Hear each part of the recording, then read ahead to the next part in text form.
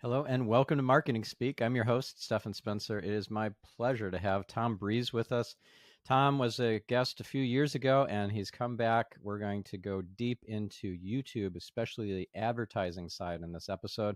Tom is the founder of both Viewability, a YouTube ad agency, and Bydirk, a software company that focuses on helping you grow your YouTube channel and business. Tom has a master's in psychology, is an author, works with an impressive list of personal and corporate brands all over the globe, and is regularly invited to speak at conferences showing businesses how to unlock the true power of YouTube ads for profit and scale. Tom, it's so great to have you back. Stefan, it's great to be here, buddy. So we know each other through James Schramko, who is an outstanding human and soul.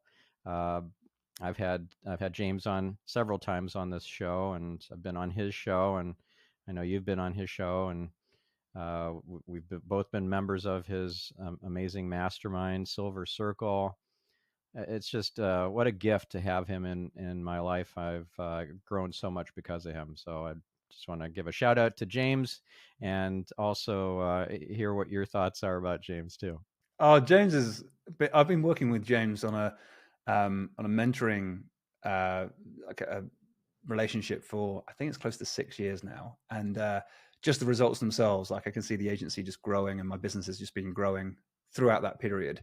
And just the ways he thinks and the way that he is able to make me think better as well. I truly appreciate the shortcuts he's allowed me to have in my business life, so to speak. And just getting that balance that's right for me. I've got 3 young kids at home, and being able to spend time with them and quality time with them is essential to me. So making sure I can build a business at the same time, keeping a family unit together and having a really strong family unit is really important. And I feel blessed to have James helping me and guiding me through how to achieve all of that. So let's talk about what's happened since our interview from, I don't know, 2017 or something like that. Like, what's new Mm. and evolved in the YouTube ads world? What's new and evolved in your business? And now you have multiple agencies or companies. I'd love to get a catch up for both my benefit and for our listener. Yeah, cool. So back in 2017, wow, it feels like a long time ago. Pre-pandemic days, wow, that's a long time ago. the That was an interesting period because I've been running ads on YouTube for 10 years now, which is quite an insane amount of time. I've dedicated my life to learning how to run direct response ads on YouTube. It feels quite strange saying that. And then the the funny thing is that with any platform, when you're advertising the platform, costs inevitably go up. So in the early days, you can throw up an okay ad, an okay website, get away with it, and still make money. And in really early days, it's like you can fail as much as you like and still make money. And over time, you get better and better, and so you can improve those margins. But it's always a bit of a race against time as the more advertisers start pouring in to take advantage of this huge opportunity, and costs and CPMs rise. Just before pandemic, it was getting to the point where I was like, okay, if this keeps on going in the same trend, this is going to cause problems for a lot of companies. And so we were kind of like working on how do we improve ads and how do we improve conversions on site? How do we improve the average order value? How do we improve the lifetime value? And just to make sure clients can afford the traffic, basically. And so I was looking at all the numbers and figuring out how to get better results for clients all the time. That's kind of like, I suppose, my focus on a daily basis. And I think that like that all kind of changed as soon as the pandemic hit, because the CPMs are rising, and then we got this like false scenario almost whereby all of a sudden everyone had to stay at home in large parts of the world, and everyone had to stay at home. They were still being paid from their companies or through government schemes, and so they have disposable income. They're not traveling any longer. They're normally a lot of people being kind of like semi laid off, but still getting paid. So they're sitting at home, money in their bank account, and bored, which is almost like an advertiser's dream, especially a digital advertiser's dream. And there's a lot of people thinking, well, what do I do? And purchases became, and e-commerce companies blew up so quickly because people were buying more than ever before. But in addition, lots of the ad budgets that would be from big industry were disappearing all of a sudden. Like, so people weren't spending and they used to. Obvious one would be like tourism, for example. No one's really spending any money during that period on, hey, you should really come and fly and visit this new destination. No adverts got shown like that for a little while. So a lot of budgets got pulled, more people on the platform, CPMs dropped as more eyeballs and more buying eyeballs came on board. And so this rise in cost of advertising was creeping up. And then we got into this weird space whereby that all changed. And for a period of about maybe 2 years, it was the good period. Do you know what I mean? We're back to kind of like what it was like in the early days, but now everyone had a bit more nous and a bit more knowledge about how to advertise on the platform. Come back out of the pandemic and things returned to normal, but the normal was back to what it was just before the pandemic. So the normal was like higher CPMs, harder to get results. And I think a lot of companies have struggled to keep up with what's been happening. So I've spent, I don't know how long, probably the last 2.5 years, looking at the data and being like, what are all the trends here? Because there's only so good you can get at a direct response ad. You know, there's only so good your conversion rate's going to be on your website before you're like, okay, cool. I can't optimize that any further. That's kind of going to be as good as it gets unless we have some crazy breakthrough. But even then, that's kind of probably going to have a limited shelf life of how long that's going to last for. And so I was looking at all the data and trying to understand the relationship between all the numbers to figure out really what determines your cost of advertising. Because there'll be a lot of factors involved. So like seasonality, competitiveness, ad fatigue, targeting types, bidding structure, machine learning, loads of things influence it, but on a smaller scale typically. But if you look at an ad account, you can see your CPM jumps up and jumps down by quite a considerable amount. So you're talking about like, it could be $15 one day. The next day it could be $115. And it was like, what's going on? Why is that? Because competition can't be the only explanation for why the cost would rise up and drop down in such dramatic fashion. And so, and this is kind of one of those things, but no one really talks about it. I'll go to a conference and I'll talk to some YouTube experts that I kind of trust. And I'll be like, hey, can I show you some data that's probably in your account too? I'm like, how do you account for that? And they're like, yeah, that just happens. We don't know. We don't really know why that happens, but that just happens. And I was like, cool, there's something going on here. And so I decided to dive into the data and try and understand what's going on and realized there was a really close relationship between click-through rate. So this is like the number of people that see your ad that decide to click to your site. The rate that you get that is really closely paired with your cost of advertising. And that hadn't been the way forever. That, I think it started around about the early part of 2018. I think there's an algorithm shift and YouTube made this change. And it's actually a really good change for the world or anyone who's like looking to be on YouTube. Because really what the trend was like, if your CTR goes up, if your click-through rate goes up, your CPM will also go up by dramatic fashion. Not just a little rise in CPM, but a huge rise in CPM. Like it could double, triple with just a different ad that you're running. And that was fascinating because that's almost the opposite of most other ad platforms. So if you were to advertise on Facebook and you get a really good click-through rate, they deem that a good ad. And if you had a good web experience, then Facebook are tracking that. They're like, hey, you've got a great ad experience here. We'll drop the cost of advertising for you because we want better types of ads like this on the platform. Not YouTube. They want the opposite. They don't want anyone leaving the platform whatsoever. So they're saying if someone leaves the platform, your cost of advertising is going to go up. Because the reason why they want to keep people on the platform is because then they can show them more ads, and that's how they make revenue on YouTube. And they're just a lot more focused, I think, on the content creators and getting them paid than they are on people leaving the platform. It's not an ad platform like Facebook. It's a content platform. And getting people to retain on the platform and stay around was what's most important to YouTube. So we realized that whilst we might create a really good ad in our eyes on the YouTube ad platform, if the click-through rate was really high, it's almost like the creative team were running around the office, high-fiving each other, saying, yeah, we nailed it. We've created a really good ad.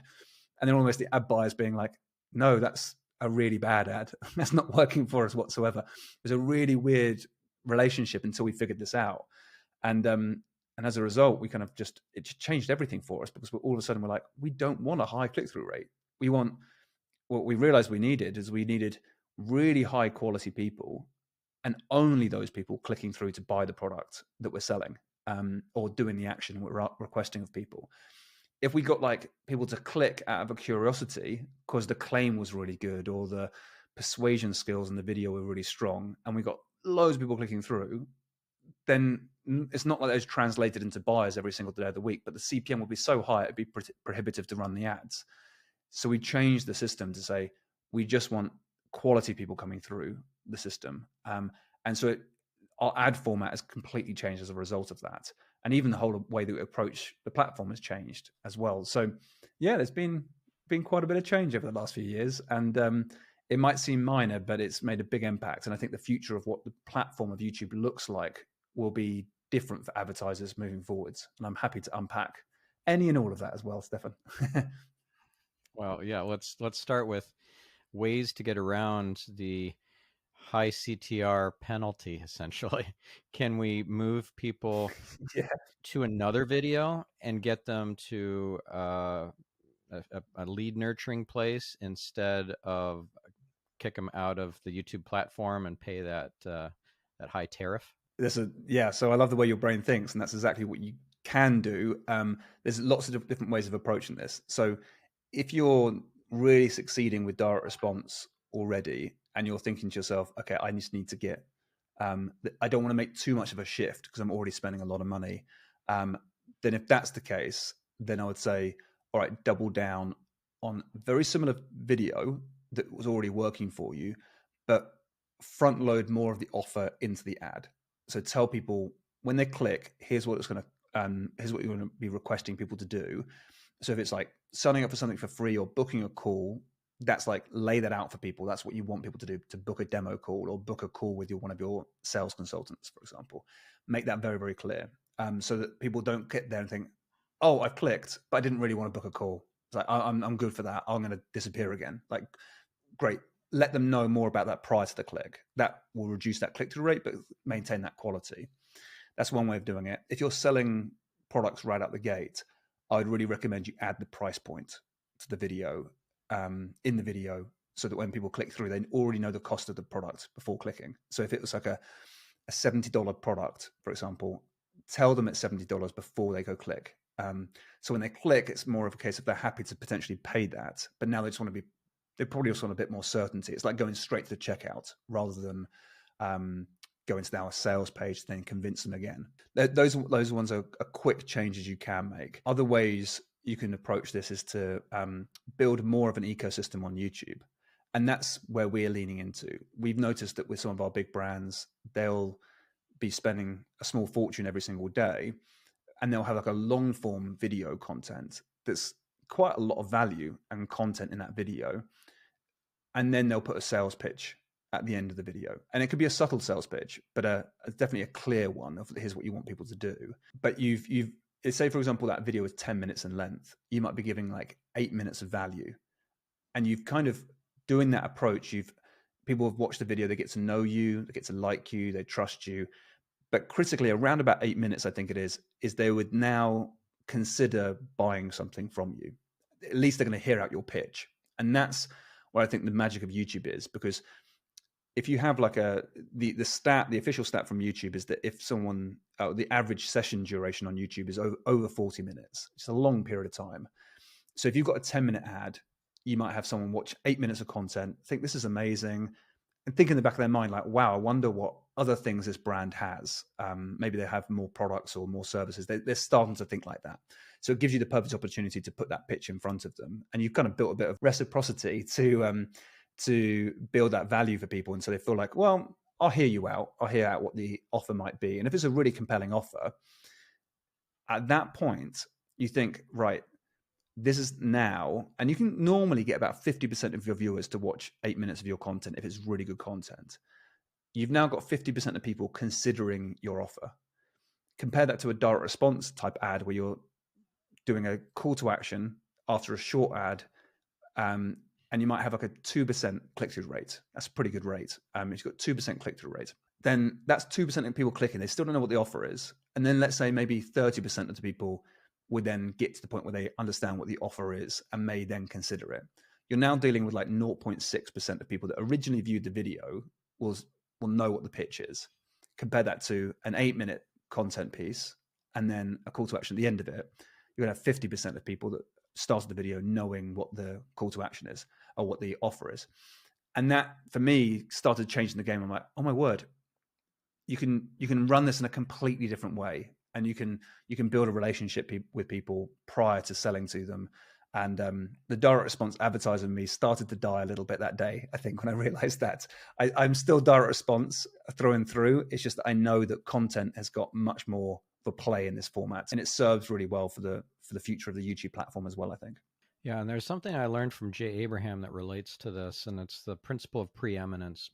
So if I'm preeminent, then I'm going to refer my prospect or client to a competitor, even if I think they'll be better served by that competitor. And I'm curious to hear how that might show up in a YouTube advertising scenario. Yeah, I think that if you're taking that approach of I want to have the best result for you out of the gate, and you're building a relationship with people in the video, then whilst I probably wouldn't want to advertise someone else's product, I would be more than happy to drop that into conversation as well, because again, it builds your credibility, it builds your status, it builds like where your standing is. So let's say, for example, if I was talking about advertising on YouTube, I might say, well, look, if you're looking to really blow up your brand on YouTube and grow your channel really quickly whilst also generating like leads and sales profitably, YouTube advertising can be used in such a way to be really powerful for that. But that said, it's not to say that there aren't other ways about getting good YouTube results without using paid advertising. So you could do it if you were to do content, you definitely want to check out this person's content. That's a great channel to go check out. Or if it's more SEO, well, we all know where we can go for that. And that type of thing, like the approach you can take to the whole messaging would be like, I just want to help as best as possible from the ad, and people really connect with that. I think there's something we haven't unpacked fully just yet as an agency doing this with clients. We've had some really good results with this before, but I haven't nailed it down to do this 20 times over and get really good results. But that's the idea of saying, much to what you talked about just a second ago, is that you begin the story on YouTube. So you might say, here's some great content.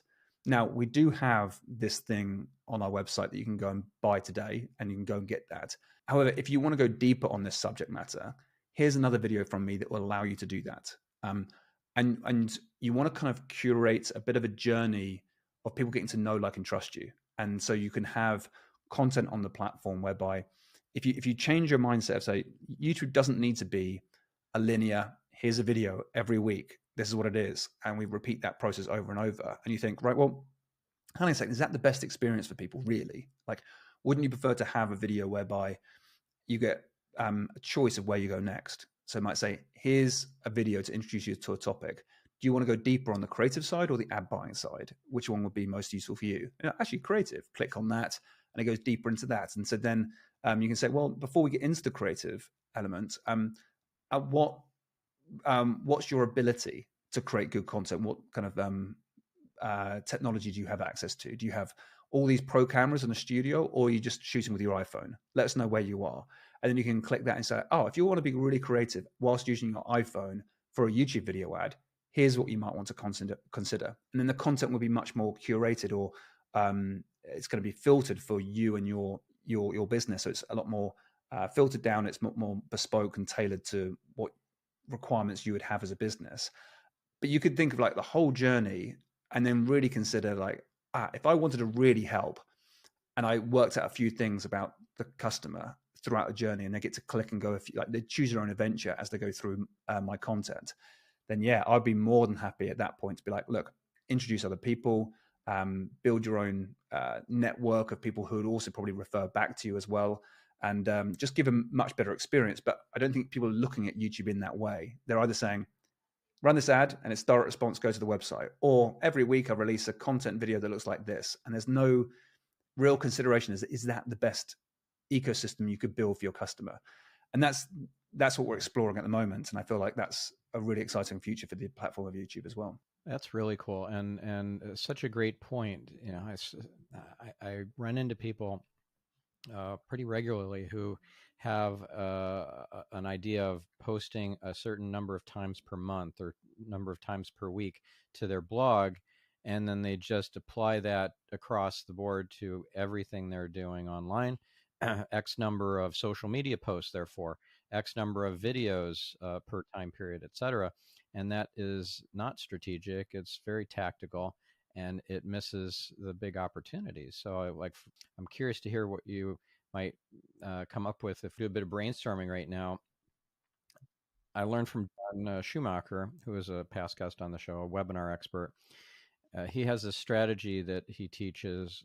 He calls it Netflixing, where you kind of overwhelm or bombard the prospect with a whole lot of videos that they can watch. So they've got tons of homework if they want before the strategy call. So that initial call, they come prepared to, hopefully, with having watched a whole bunch of videos. They can binge watch. So that's why he calls it Netflixing. They can binge watch a whole bunch of your content that's relevant to them and to what their needs are.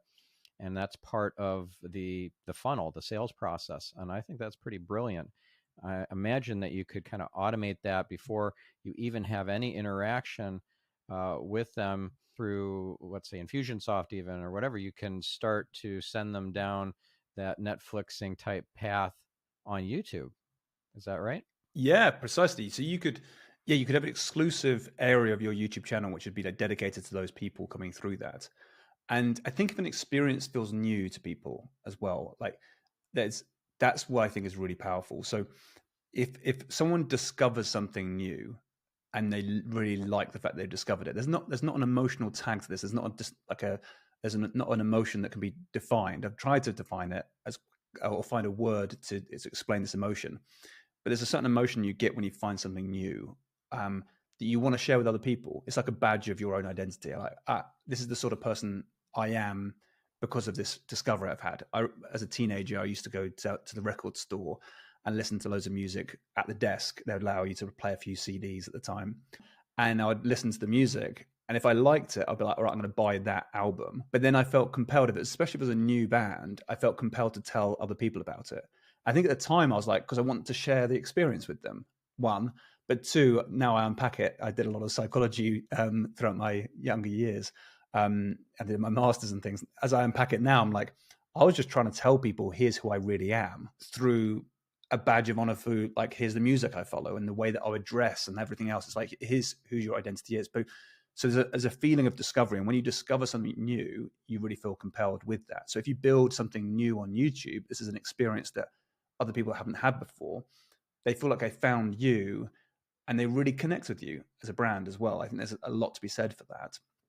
But yeah, I think coming back to your point about creating experiences for people when there's a period, so like, okay, so say for example they come to the webinar, prior to the webinar or after the webinar, before booking a call with you, you have this stack of information. The organization of that could be really fun to do. So I know that one of the things we have with our software, when we do our demos, we'll say to people like, go and get we call it an x-ray of your YouTube channel. We'll say, go and get your x-ray. And afterwards we ask them a few questions about their business and what their objectives are for the channel. Is it more subscribers? Is it using it as a business to get more leads and sales? Like, what's the whole reason you're building your YouTube channel? And then off that, we'll then have a video training that goes with the x-ray output to be like, okay, cool. When you get your output, here's how, like, use this video to guide you through it based on what your objectives are. So it just makes it really useful for them to see how to kind of look at the stats and what it means to them and make some good decision making but based off of that. So we just know it's a better use of their time to watch that video along with their stats and their data to make good decisions. But also it allows us to gain a little bit more information about them so that if they feel like a really good prospect to us, we can reach out to them and say, here's more that we can provide you with. So again, it's kind of like tailoring as much as you can, tailor the experience for people. And but yeah, you could do that either through just a better experience, but if you can use YouTube in some capacity to do that, they're going to get to really just get to know the brand very well and feel a natural connection to the brand as well. So does this X-ray that you can get with Bidder platform, that's completely free? Yeah, for now it is. We're running it completely free at the moment. If we get overwhelmed with X-ray requests, then we might have to move to a paid model at some sort. But right now, it's free. Yeah, I've kind of like subtly sold it and pulled it through there. Well done, me. But the whole the whole approach is to kind of what it does is that as you connect your YouTube channel, we're able to kind of connect to the data in your account. So it's not like public API, it's like part of your own analytics of your own channel. You can start to see how your videos are performing, not just based on what the YouTube analytics can give you, but in more case of like, here's the topics of conversation you'll talk about that generally get very good retention for your viewers, either for high watch time or percentage of video viewed. But also then it will analyze the video in itself to say the intro wasn't very good or it was really strong. So learn from that. And then it's holding people's attention for 8 minutes. And these are your best videos that will able to do that. Then the social engagement, so the number of likes and subs and comments, as well as it looks for peaks and spikes in retention. And then when you see like viewers connecting with the video and then really like rewatching certain sections, that's like a really good indicator. That could be great for using it as a YouTube short to then gain more exposure, but then lead people back to the video again. So it's a whole system that allows you to see what your best content is. And if there's any videos that are worthy of promotion, it's amazing what you can do with $5 to $10 a day of ad spend on your best content, especially if there's a call to action in that video. You can find that you can just buy traffic from your perfect audience. So you can say, I want to target demographically males, females, certain age ranges, device, and also what they're currently searching for on YouTube. And you can then put like $5 to $10 a day behind that content, behind that to promote that content to the ideal customer. And the return on ad spend can be ridiculously good. It won't scale to the moon, unfortunately. That's what we wish it would do. But we're kind of saying you don't need to spend a huge amount. You can spend a small amount, get really good results, build your channel really quickly. And that's kind of the X-ray tool at Badurk.com allows us to gain that information and then provide that insight to people so they can really grow their channels very quickly. But we use a paid advertising model rather than doing the long, harder work, which is like creating content every week on an ongoing basis and then just waiting for the algorithm gods to shine their light on you or give you your breakthrough or just look down upon you favorably one day. And we're kind of forcing the issue with a bit more ad spend. That's kind of our background and our point of view is like, we've come from this world of advertising and we're approaching the organic side and we just see things with a different lens. And so we're seeing what's possible to do with using content and paid at the same time to get a lot of reach. That's really cool. You're selling me. I'm like, where do I sign up? Awesome. And now, oh yeah, at any point we're ready for you, Stephan. Yeah. Okay. Awesome. So, what if I wanted to spend a little bit of money, like you alluded to, on advertising on YouTube, but not a lot? Doesn't seem like a lot of opportunity or potential for an agency to come in and manage my ads account. Then it feels like I'd have to figure this out on my own, and that's like one extra thing I don't want to add to my workload or my team's workload. How do you balance that out? So it sounds like there's a great opportunity here to spend little bits of money and get great return, but if you throw a ton of money at it, that's going to reduce your return. So don't do that. But if I'm spending only a little bit of money, how am I motivating any agency such as your own to work with me? Yeah, very good point. So the way it works is it's quite a once you know and you have the software to do it, you can it's quite a highly leveraged activity. So finding the right videos is like a key part. And I can talk about video creation as well if you'd like to.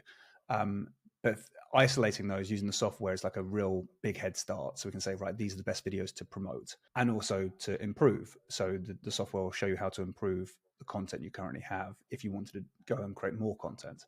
And once you have good videos, it's the monthly retainer as a agency offering is very low compared to what you might be considering a big agency would offer. So we have a whole different division that provide this service, and it's a monthly lower retainer, but it's kind of like it's low spend but maximum output.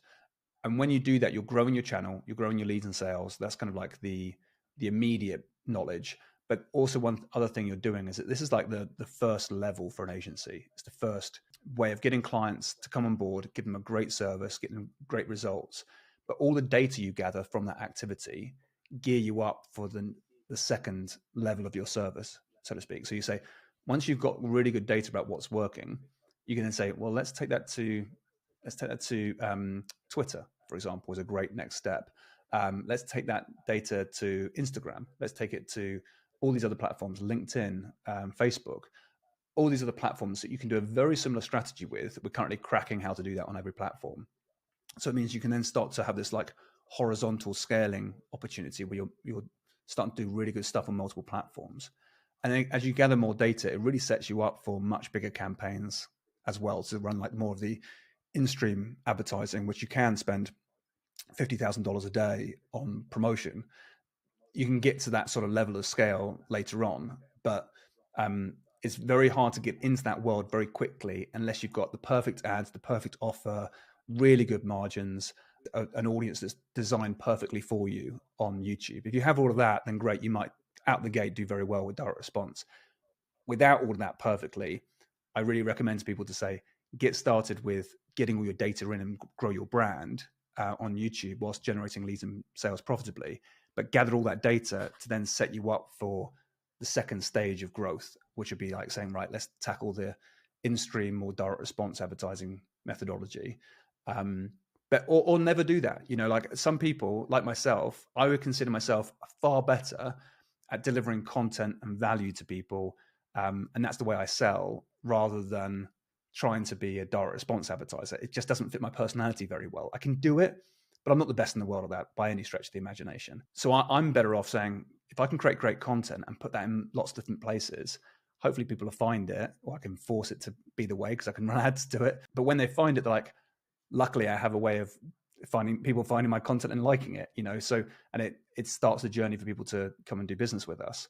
And that's where I feel like is the I think content creators and businesses that are content creators will end up winning on the YouTube platform. It's just everything's stacked against the direct response advertiser, unfortunately, at the moment. It's a lot harder to get into that world. You're and saying whilst a people word aren't that saying that, our listener may not know what you're referring to when you say a dart. Oh, a direct response advertiser. Sorry, I don't know what a dart advertiser is, but it sounds cool. Maybe it's a new thing. But yeah, I meant to say direct response advertiser. Yeah, but yeah, the direct response advertiser has got a much harder job on their hands than ever before on YouTube. And not to say it can't be done, we still do it for a lot of clients. It's just it's so much harder than it used to be, and not many people are talking about it because it's not good news. And the people that are normally very vocal about it will be course creators and big promoters and that type of thing, who don't want to have any bad news being shared about their industry. They want it all to sound great. And it's just not true. I talk to a lot of advertising agencies who are running lots of big campaigns and work with a lot of clients as well. And it's the same for everybody, like saying it's a lot harder these days. It's not as easy as it used to be, and it's only getting harder. So if anyone's ever considered YouTube advertising, it may be time to make a bit of a pivot of the way you think about the platform. Get the data in first and build up to bigger things on YouTube. It's a lot harder to get it working right out the gate. Especially if you're trying to figure it out on your own without an agency, a specialist like yourself.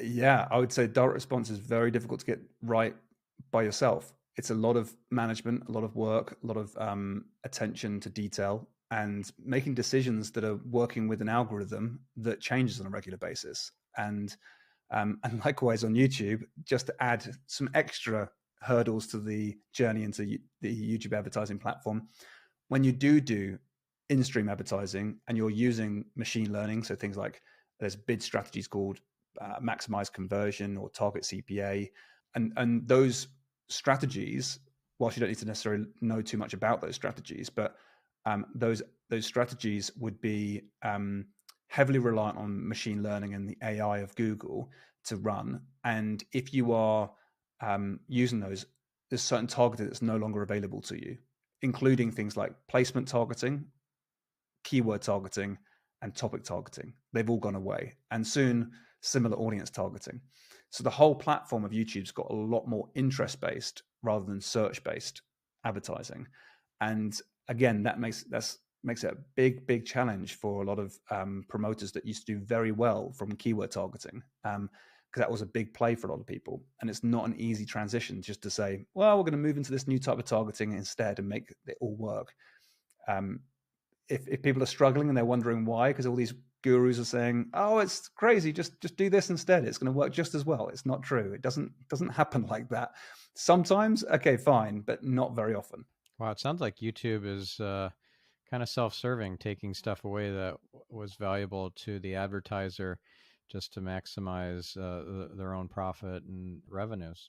I think YouTube, in their dream scenario, they would have brand advertisers running brand awareness campaigns whereby here's the brand, no need to click anywhere else, get back to your viewing experience. I think that's what YouTube really want. And they want the big corporate brands to be able to run ads like that. A lot more brand awareness, no call to actions. That would be the ideal scenario for YouTube, I believe. So every ad is a Super Bowl ad, essentially. Precisely, yeah. The ads need to be an experience in themselves. It's annoying to say, but I think it does open up opportunity, though, because YouTube is still a content platform. It feels like there's two types of content creator on YouTube. There's either ones that are kind of quite controversial and get a lot of awareness that way, or there's a lot of people that provide really good value and education. So it's like the entertainers who are kind of grabbing your attention and able to hold it. It's like the Mr. Beasts of the world, ridiculously talented at kind of garnishing a lot of retention and attention. And there's the other people I fall into that other category, which is like, I lead with value, I lead with good content, and from there, people get to know, like, and trust me, and would consider buying from me as well. So it's choosing which camp you fall into and then doubling down on that. I know that the building a brand on YouTube sounds exhausting because you'd have to create lots of video and do it on a regular basis.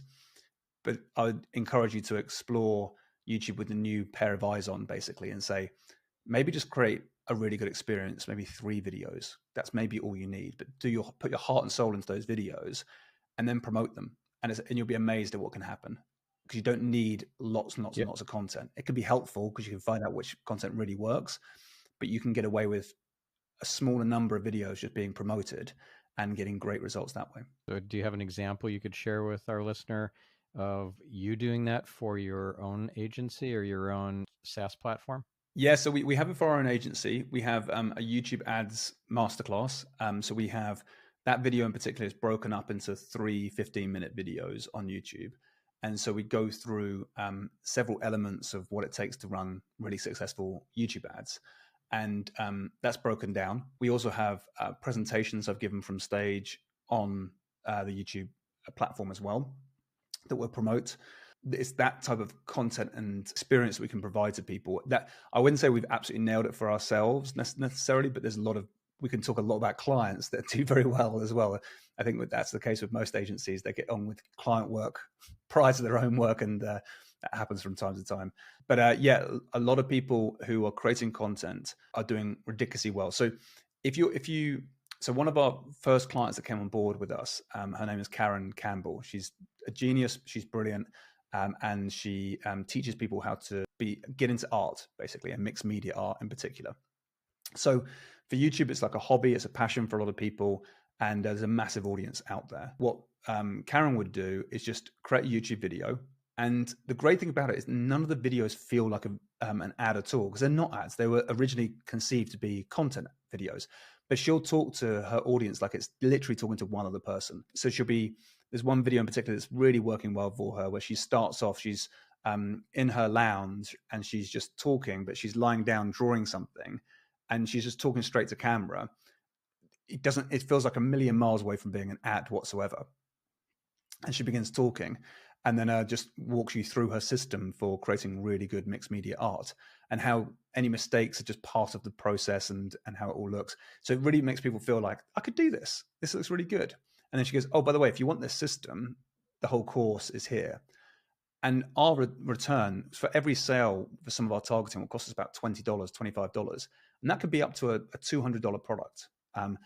I just wish we could scale it to the moon. It just can't happen that way. But you can still make many sales a day. It's just that you can't go spend $10,000 a day on that activity. You're going to butt up against probably about $100 to $200 a day on that activity. And then it's like, great, well, that's one video. Let's go and create many, many more videos and keep on growing. But yeah, the video content itself is what you also want to make sure that you're doing is just like, think about it like being, this is my content. And if anything inspires you, anything gets you passionate about a value that you can bring to people, that's the content you need to create.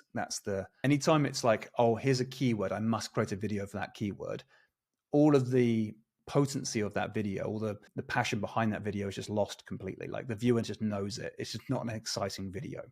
Whereas if you find something that really fires you up and you create content around that, the viewer feels it. And I always see from all the x-rays we've done, which is like a complete audit of the channel, that some of the videos with the highest retention don't necessarily correlate with the best topics or the most viewed topics. It's more a case of, it's like, that's the one that just fired them up. They created a video around it and it really resonated with other people. So I always say to people, like, sure, you can go down the SEO, or not the SEO route, but like the YouTube promotional standpoint of like cover every video for every keyword. And that, I don't think that really works any longer. I haven't seen much success with that approach, but still a lot of like YouTube experts will recommend that. I take the different point of view. Like, I always see the best ads are the ones where you're inspired. So create the content you want to create that really resonates with you and it's likely to resonate with your customer. Go and create that content, put a call to action at the end of it, and then we amplify that. And 9 times out of 10, I don't, it's more anecdotal rather than having like lots and lots of case studies of that. But it seems to be that from what I've seen, the best videos that do best for a company tend to be ones that have been a little bit more off the cuff and a little bit more focused on just getting a point across that is really important and very, very valuable for the viewer. Well, when you talk about that feeling of getting fired up, and what fires you up is likely to fire up the viewer as well. That circles back to what we were talking about earlier about that feeling of discovery, whatever that feeling is called. And also I want to throw in another feeling that you might not have put a name to. BJ Fogg put a name to it. He's the author of Tiny Habits, and he was a guest on this podcast. And he calls this feeling shine. It's the feeling of success. So if you are working on developing a new habit and you're marking it on your calendar or on an app every day that you've done this thing, like, oh, I'm 10 days into this new habit and I've not missed a day. I've hit every single day. You have a feeling about that. What's that feeling? How do you articulate it? Well, he says it's called shine, or that's what he named it. And so if you can inspire that feeling in someone who's watching your ad or just whatever's on your channel, I think that's a kind of part of the secret sauce too. What do you think? That's so powerful. That's so insightful. Like, it's such a great, almost, I don't know if you would call it an adjective, but it's because you could use it as a verb or something like that. But I think that as a description of that feeling, it is very accurate. Like, shine, it's not too much. It's also just the right amount. It feels like the right amount of feeling you'd have. You're like, cool, I'm feeling good. I'm moving forwards, and I'm shining almost. Like, I really resonate with that. That's very true. Awesome. Well, I would love to share in the show notes for this episode that video you alluded to from Karen Campbell, if that's possible, and the 3 videos that are 15 minutes each of yours, and maybe even a sample of you giving a talk at a conference that you use as an ad as well. Of course, yeah. I can grab those and put them in the show notes for sure. They'll be. I think Karen will be more than honored to have it in the show notes for sure. As will I. Yeah. Now I know we're getting starting to get close to time, so I want to switch to kind of lightning round mode here. So let's keep the answers pretty short. Let's say maybe a minute maximum.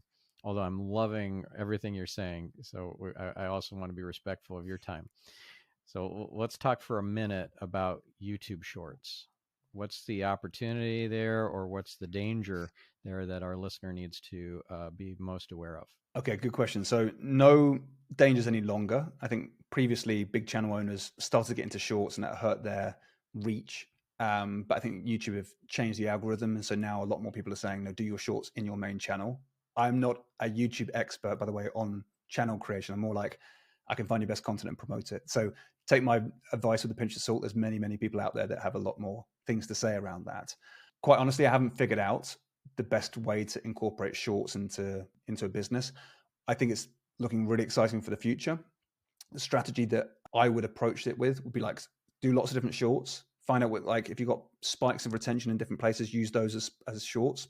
If any of them work really well, take that short, put a call to action on it, re-release it as another short, see if that still works well, and then put spend behind that. And in March, you can start putting running shorts as ads as well, which is quite an exciting development on YouTube. All right. So what do you plan to do there? What's going to be some of your experiments? The plan right now is very sketchy. Yeah, I don't know, to be quite honest. I've had this chat with a few people. We'll be creating lots of different. I'm kind of an open book, you know. You can ask me things, and I will tell you. Honesty. Yeah, exactly. Yeah, we don't know is the quite honest answer. The approach we'll probably be taking to it will be taking the obvious approach, taking the best targeting we already know, and finding the best snippets of video content we know that resonates, and then combine those two together to see which ones work really well. And then we're going to like just isolate the ones that are working really well and push those a little bit harder. No one knows right now, so I don't want to like say this is the way to approach it. I don't see anyone really nailing it and consistently. So I have nothing more to say. Okay. Well, I had a fascinating conversation with Jamie Salvatore pretty recently about YouTube Shorts from an organic standpoint. They set up a whole channel just for their YouTube Shorts because they didn't want to negatively affect their main channel, which has billions of views and is doing so well in terms of reach and everything on YouTube. And now he wishes that they hadn't done that they would have kept it on the same main channel. But yeah, that was a great episode, by the way. Do you know Jamie, founder of VAT19? I know of Jamie, not personally, but I know of Jamie. Yeah.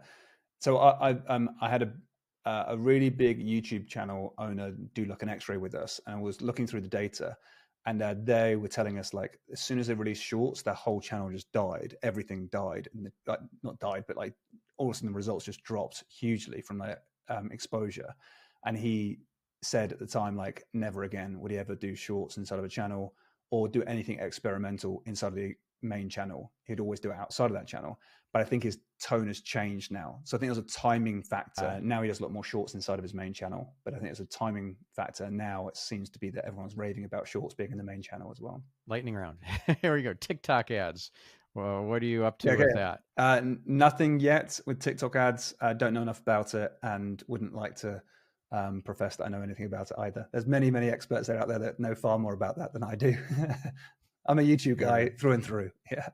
What are some tips or tricks for video creation that'll make a real difference for our listener? Okay, good. I've got a ton of these, so I'll do as many as I can in a minute. Begin without any introduction to yourself, what the video is about, or any stinger or any logo about your product. Just get into it. So if you've got the 3 ways to nail it on SEO this year, start with literally the first words are step number 1.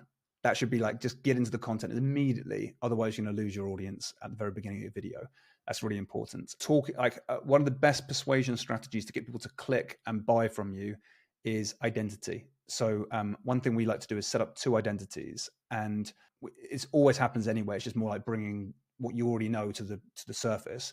And this is to say there's some people that will succeed and some people that don't succeed in the world naturally. And it can be down to their behaviors. It can be down to something else, their mindset, whatever it is.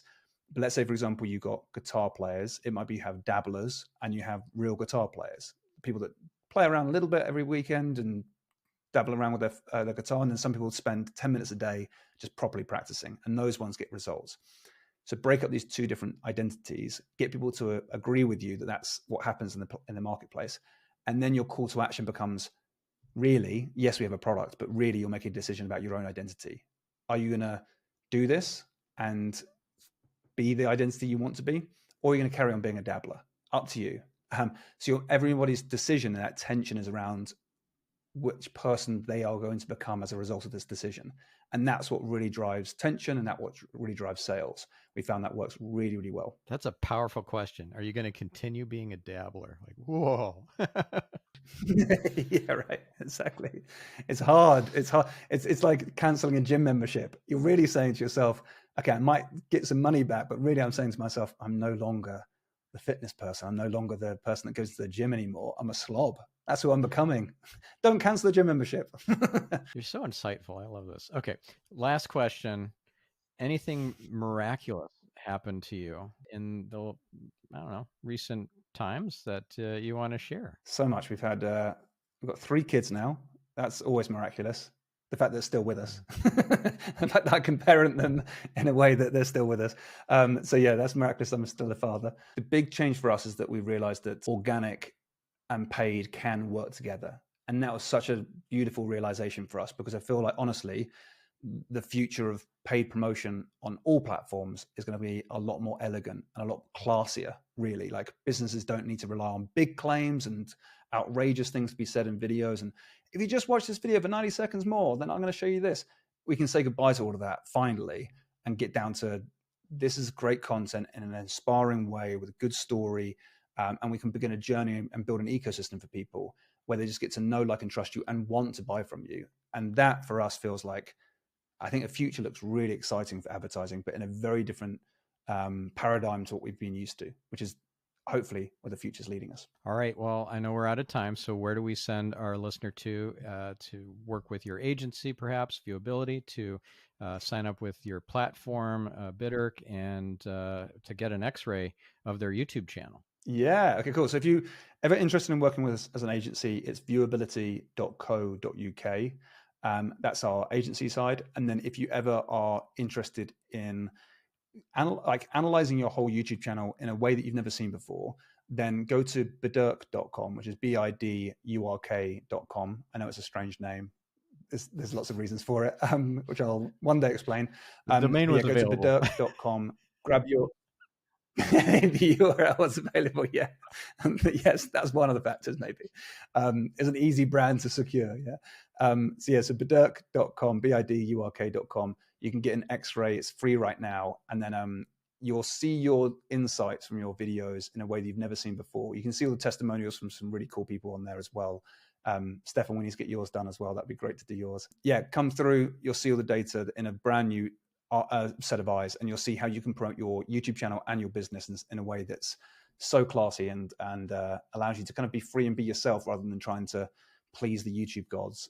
You can take back control and grow in the way that you want to. So yeah, those are the 2 platforms: viewability.co.uk and bidirk.com. Thank you so much, Tom. This was fabulous. You're a class act. I really appreciate you. So thanks for coming. Oh, thank you, Stephan. Thank you. And so, listener, get out there, do something amazing in the world, and make it a better place. We'll catch you on the next episode. Stephan Spencer signing off.